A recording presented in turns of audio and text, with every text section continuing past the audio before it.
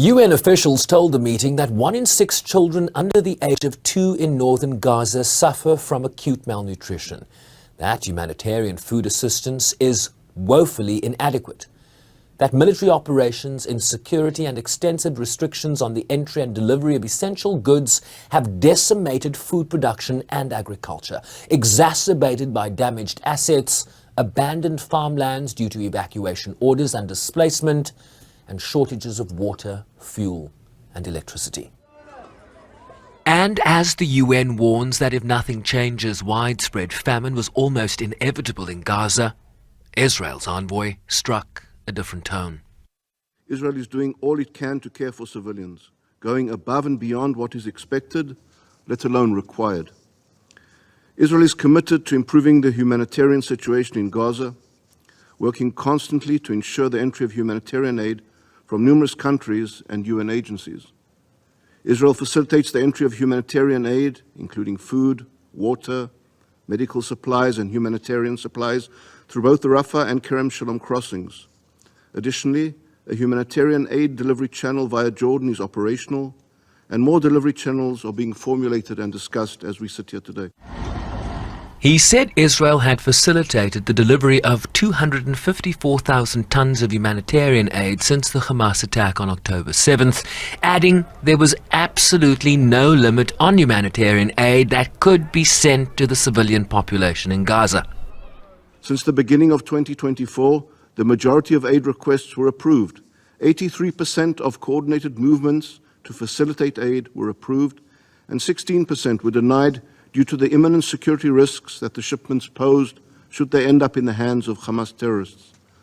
Of the approved coordinated movements, 18% were either not carried out or cancelled by the coordinating organizations themselves. These are the facts. No one can claim otherwise. Thanks to Israel's efforts and despite the continued attacks by Hamas, 20 bakeries are fully operational throughout Gaza.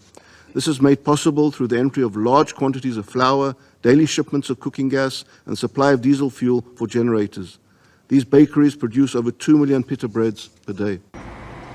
While the UN complains that the humanitarian community was facing overwhelming obstacles just to get the bare minimum of supplies into Gaza, beset by crossing closures, movement restrictions, access denials, onerous vetting procedures, the breakdown of law and order in Gaza due to desperate civilians, impossible supply routes due to damaged roads and unexploded ordnances, essentially making the case for an immediate humanitarian ceasefire.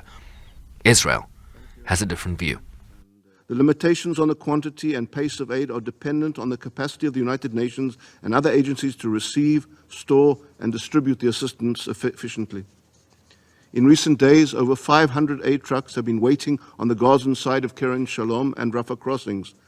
It is not Israel who is holding up these trucks. They have already been approved.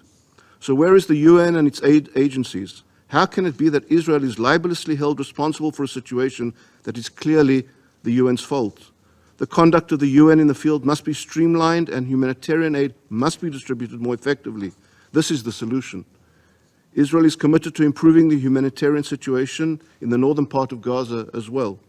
Accordingly, yesterday Israel permitted and facilitated the airdrops of 64 Jordanian and French food packages throughout northern Gaza. The UN, on the other hand, has refused to deliver aid to this area.